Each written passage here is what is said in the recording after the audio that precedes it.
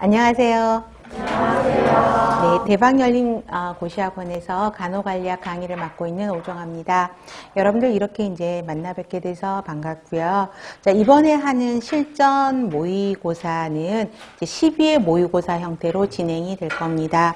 그래서 이번에는 이제 시험을 앞두고 있는 분들에게 진행하는 과정이기 때문에 각 단원에서 정말 중요하게 생각해야 될 개념, 그 다음에 항상 제가 수업 시간에도 말씀을 드렸지만 20문제 중에서 17문제는 쉽다 그랬죠. 그 다음에 두세 개 문제가 조금 꼬인 문제 아니면 새롭게 출제되는 문제가 나와서 우리 실전 모의고사 형태에서는 그 두세 문제까지도 포함할 수 있는 문제들로 구성을 해보았습니다.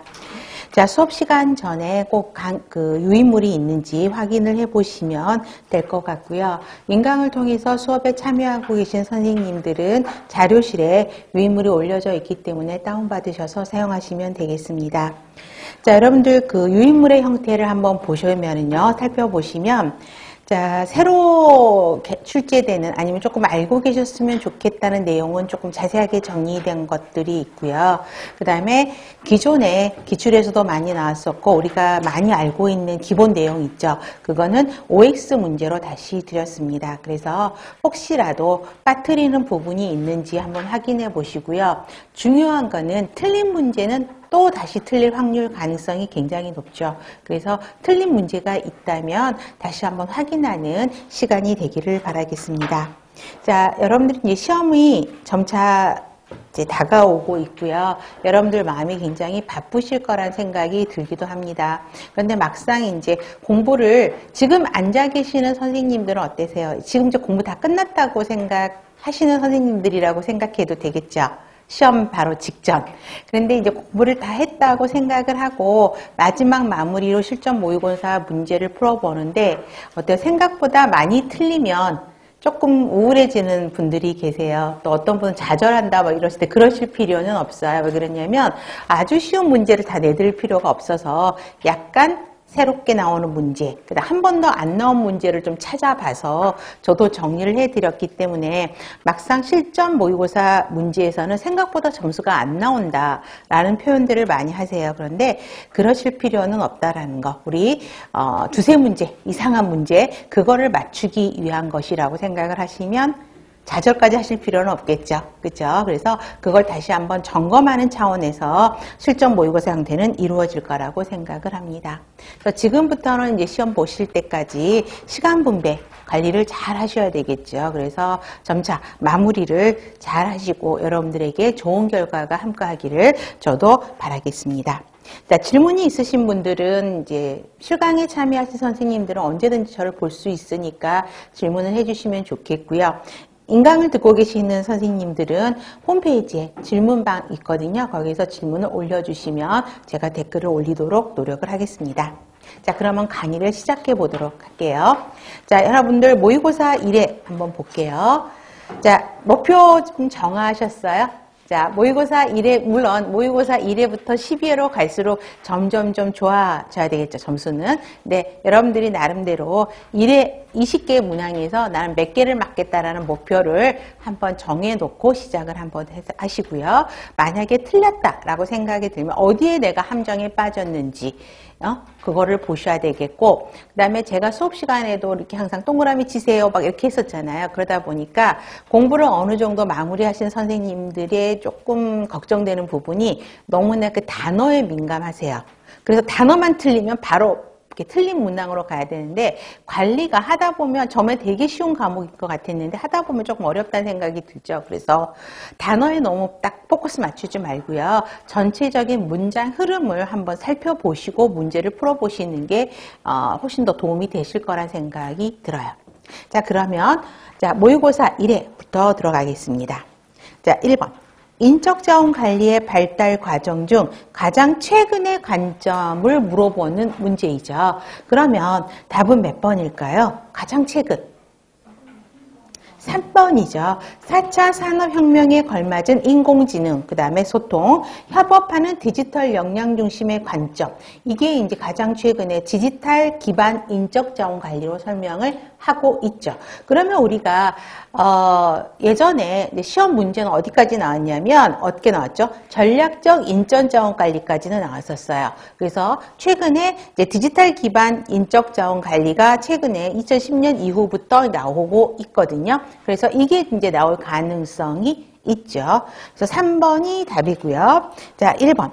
인건비를 비용으로 인식하고 상급자의 통제와 감독에 집중하는 관점. 이거는 인적 자원 관리의 관점이죠. 그 다음에 2번. 인적 자원이 조직의 경쟁 우위의 원천으로서 전략적인 자산이라는 관점. 그러면 이게 전략적 인적 자원 관리에 대한 내용이고요. 4번. 인적 자원의 확보, 개발, 활용을 위해 개별 기능을 통합하는 과정. 이거는 인적 자원 관리, 그러니까 초기의 인적 자원 관리에 대한 거죠. 1번 같은 경우는 인사 관리의 관점이에요. 그러면 이 발달 순서를 여러분들이 보시면 지금 다까지 1번에서 인사 관리의 차원이라고 그랬죠. 그렇죠? 동그라미 1번이 인사관리 차원이에요. 그 다음에 두 번째 단계가 지금 4번을 말하고 있는 인적자원 관리에 들어가는 것이죠. 그 다음에가 뭐예요? 전략적이라는 말이 들어가면서 전략적 인적자원 관리에 들어가고, 그 다음에 지금 마지막 단계가 디지털 인적자원 개발이죠. 자, 그래서 이 순서를 여러분들이 보시면 되겠고요. 그 다음에 여러분들 유인물 잠깐 보시면, 그래서 디지털 기반 인적자원 관리에 대해서 조금 자세하게 정리를 해드렸어요. 그래서 유인물에 보시면, 자, 학습, 지식, 창의성, 디지털 역량 기반의 인적 자원 관리라고 설명을 하고 있죠. 그래서 밑에 보기 박스를 보면 학습, 지식, 디지털이라는 개념을 강조하고 있습니다. 그래서 예전에는 구성원들을 인적 개발을 하는데 뭐에 포커스를 맞췄냐? 그러면 훈련과 개발에 포커스를 맞췄다고 생각을 하시면 돼요. 그런데 현재 디지털 기반이면 일터 학습과 성과로 바뀌었다고 이제 이야기를 하고 있고요. 학습뿐 아니라 학습을 지원하는 모든 다른 활동을 개인, 집단, 조직 성과 향상과 명시적으로 연계하면서 디지털 기반으로 구축을 한다라고 이야기를 하고 있습니다. 자, 학습을 보시면 예전에는 지금처럼 강의식 학습이 대부분을 이루었다라고 생각을 한다면 이제는 강의가 훨씬 많이 줄었죠. 그 다음에 그래서 10%로 줄어 있고요. 그 다음에 조직 구성원들 간의 공유, 협업을 통한 사회적 학습이 20%라고 이야기를 하고 있습니다. 그래서 창의성과 성과를 극대화하기 위함이다라고 이야기를 하고 있고요. 지식 중심의 인적 자원 관리죠. 그래서 개개인이 부가가치를 창출하도록 만들어내는 것을 이야기하고 있고 디지털 기반으로 하고 있다라는 것입니다. 그래서 가장 디지털 기반 중심의 인적 자원 관리는 세 가지 핵심 단어가 학습, 지식, 디지털이라는 개념이 들어간다라고 흐름으로 보셔도 될 것 같습니다. 다음에 2번입니다. 통제에 관한 내용으로 옳지 않는 것. 몇 번일까요? 3번이죠. 자, 통제는 활동의 특수성을 반영할 수 있도록 일반적 상황에 맞게 설계해야 한다. 이게 틀렸어요. 그럼 어떻게 바꿔야 될까? 어디가 틀린 걸까요? 그렇죠. 일반적 상황이 아니라 특수한 상황에 의해서 해야 되겠죠. 특수한 상황에 맞게 통제를 해야 됩니다. 1번, 예외 경영의 원칙은 표준에서 벗어난 상황만을 집중적으로 통제하는 것을 예외 경영의 원칙이라고 하죠. 그래서 우리가 기출에서도 풀고 공부할 때도 했지만 예외 경영의 원칙의 정의를 물어보는 문제도 실제로 있었다 그랬었죠. 통제 과정, 순서, 이것도 기본이죠. 그렇죠? 이게 한 문제로도 출제가 됐죠. 표준 설정, 성과 측정, 표준과 성과 비교, 수정 활동 순으로 이루어진다. 이 순서는 꼭 기억을 하셔야 되고요. 통제는 계획과 차이를 발견하고 활동하는 뿐만 아니라 수정하는 활동도 포함해야 되는 게 통제죠. 통제의 개념을 이야기를 하고 있습니다. 그래서 답은 3번이 틀렸고요. 3번, 리더와 관리자의 차이는 우리 엄청 공부 많이 했죠. 관리자의 특성을 물어보는 것이죠. 답은 2번이죠. 관리자가 대표적으로 한마디로 정의하면 뭐죠? 조직에서 어떠한 직위를 부여받는 자를 관리자로 하고 그 관리자는 직위에서 부여하는 합법적 권한을 가지고 일을 수행하는 사람을 관리자라고 이야기하죠. 그렇기 때문에 권한을 사용해서 책임감 있게 행동하고 일을 올바르게 수행하는 사람이 관리자죠. 답은 2번입니다. 그러면 구성원과 조직 목표를 의사소통하며 단결된 팀워크를 이끈다. 또 사람에게 초점을 두고 조직 외부를 바라본다. 변화와 발전을 만들면서 영향력을 사용하는 사람은 리더를 이야기를 하고 있죠. 자, 유인물 잠깐 보세요. 그래서 여러분 우리가 기본서에서도 관리자와 리더 표로 많이 드렸잖아요. 근데 또 다르게 이런 형태로 정리가 되어 있는 것들이 있어요. 그래서 그 부분에서 문제를 다시 냈습니다. 자, 관리자죠. 목표 달성을 위해서 계획을 세우고 자원을 배분하고 조정하는 사람이죠. 그 다음에 규칙과 절차를 개발하는 사람, 그 다음에 관리자는 지시명령 통제하는 사람이죠. 그래서 통제를 위한 방법을 개발하고 모니터링하고 교정 활동을 수행하는 사람, 일에 초점을 두죠. 그 다음에 조직 내부를 바라보고 책임감 있고 행동하며 일을 올바르게 수행하는 사람이고요. 질서, 안정성을 유지하고 구성원을 부하로 생각하는 거죠. 통등한 수평적 관점에서 보는 게 아니죠. 수직적 관점에서 보는 것이기 때문에 부하 직원으로 여기는 거고 직위에서 부여하는 합법적인 권력 이꼴 권한을 사용하는 사람을 관리자라고 합니다. 상대적으로 리더는 조직의 방향을 제시하고 구성원들하고 의사소통하고 단결된 팀워크를 이끌고 동기부여하고 영감 에너지를 주고 인파워링하고 사람의 인간관계, 신뢰관계에 초점을 둔다. 혹시 그 말 생각나세요?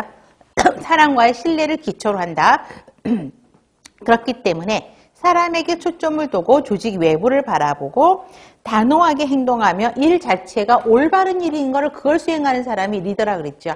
올바른 일을 하는 거고 변화와 발전을 만들고 구성원을 동료로 여기고 신뢰하고 영향력을 사용한다라는 것이죠. 그래서 문제에서도 이거 나올 수도 있어요. 권한을 사용하는 사람, 영향력을 사용하는 사람 이런 멘트들도 있기 때문에 구별하실 필요가 있습니다.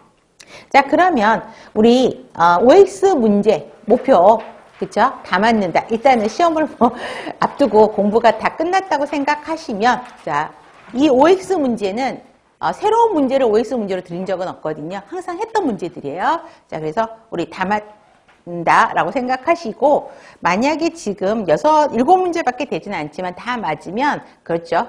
안 보이게 여러분들 무릎 한번 두드리고 잘했어. 그러면 기운이 나는 거잖아요. 스스로 힘을 주면서 공부를 하시면 더 재밌을 것 같다는 생각이 들어요. 자, 첫 번째 1번. 이건 제가 말했죠. 그럼 뭐죠? 옳은 일을 하는 사람은 리더고 일을 옳게 수행하는 사람이 관리자죠. 그래서 X. 2번은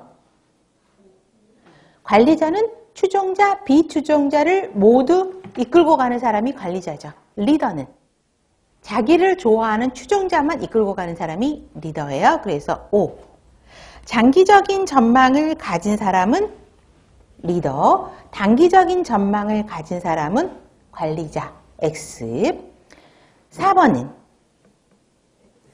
위임된 권한은 없지만 권력을 가질 수 있는 사람은 리더.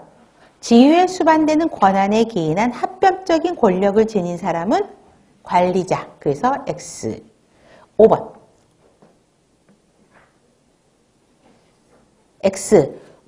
관리자는 잠깐만요. 관리자는 위험을 감수하지만 리더는 위험을 회피하려는 주어 바꿔야 되겠죠. 그렇죠? 리더는 위험을 감수하지만 관리자는 위험을 회피하려는 행동을 하죠. 그래서 X. 7번은 다른 사람의 행동에 영향을 주는 능력은 리더. 자원을 배분하고 이용하는 능력을 갖고 해야 되는 사람은 관리자. 그래서 O. 7번은 관리자는 수직적 관점, 리더는 수평적 관점을 가지고 일을 하게 되죠. 네, 좋습니다. 그래서 보시면 돼요. 자, 4번. MBO에 대한 내용으로 옳은 것.